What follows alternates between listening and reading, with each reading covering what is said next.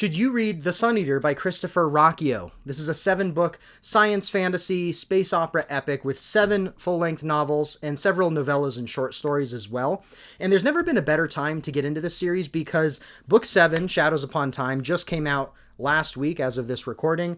So it's a complete series. You can binge through the whole thing if you are so inclined.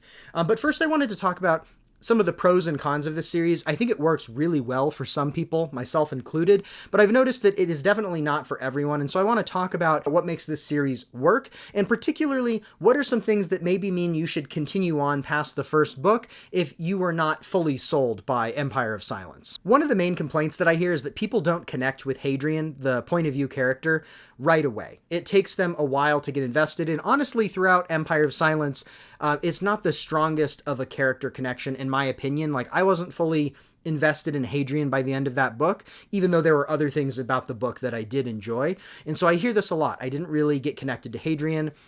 He also tends to monologue. He's a very philosophical character who spends a lot of time like thinking internally and navel-gazing about the meaning of life and the meaning of all of these different aspects of empire and what it means to be human. And it's one of the things that I love about the series, but it also does maybe get a little bit annoying at times. I've noticed some people get kind of annoyed by just the interior monologues Hadrian has, and he often is revisiting these concepts somewhat regularly throughout the narrative. So those are things that you might struggle with. The plot is also a little bit more slow in the first book, and so you might not immediately be hooked on the larger sweep of what is happening in the series. The first book is kind of the start of Hadrian's story, and then him kind of getting thrust out into the galaxy and having to find his way. But kind of the core premise really doesn't get going until book 2, in my opinion. That's not to say there's nothing about that in the first book. There are definitely elements of what the larger sweep of the narrative is about. In particular, the Cielson, which is like the alien species that is kind of fighting against humanity. So there are some pieces of that in book 1 for sure. But that slowness paired with a character that not everybody connects with right away is something that might hold you back from this series. And so what happened for me is I read the first book and I enjoyed it, but it wasn't enough for me to prioritize book 2 immediately, and a couple of years went by, and then Suneater started blowing up, and I was like, maybe I should revisit this.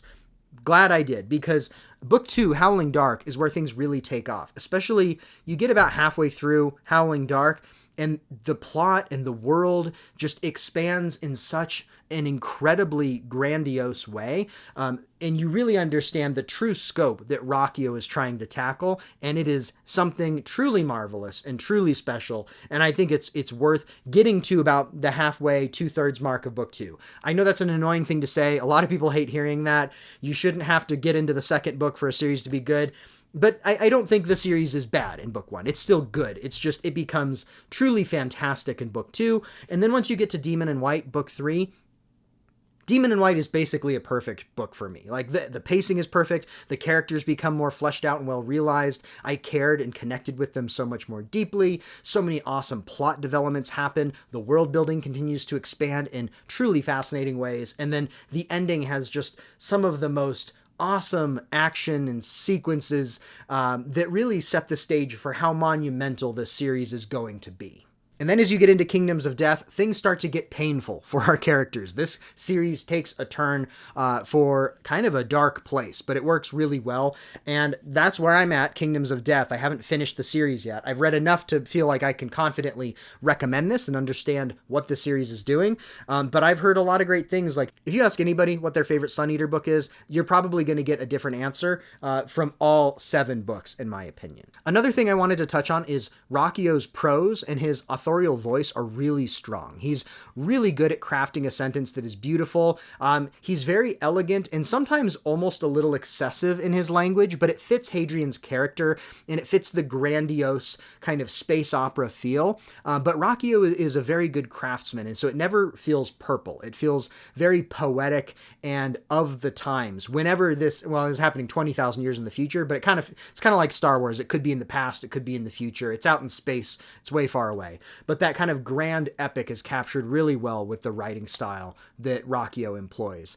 And again, his authorial voice is really strong. Like, you feel Rocchio's ability, not just with prose, but with the way he crafts characters in his world. It all comes together very well. Now, again, I haven't finished this yet, so I cannot speak to how good of a conclusion Shadows Upon Time is, but I will say I know a lot of people who finished it, and I have not heard anybody dislike this conclusion yet. Now, that may be recency bias, but I don't think so. I think Rocchio's going to stick the landing, and I'm excited to find out, and hopefully within the next month or two, I will have fully caught up and I'll have read Shadows Upon Time, and I can do a book review on Book 7 and kind of the whole conclusion of the series and give you my spoiler-free thoughts. So if you want to stick around to hear my thoughts on the end of this series, go ahead and like this video, subscribe, and I will be back with more Suneater content. But I'm also going to be talking about a lot of other book series that I love, both fantasy, sci-fi, horror. So either way, you might want to stick around. But those are my thoughts on Suneater. It is a fantastic series that is absolutely worth reading. It's a total blast.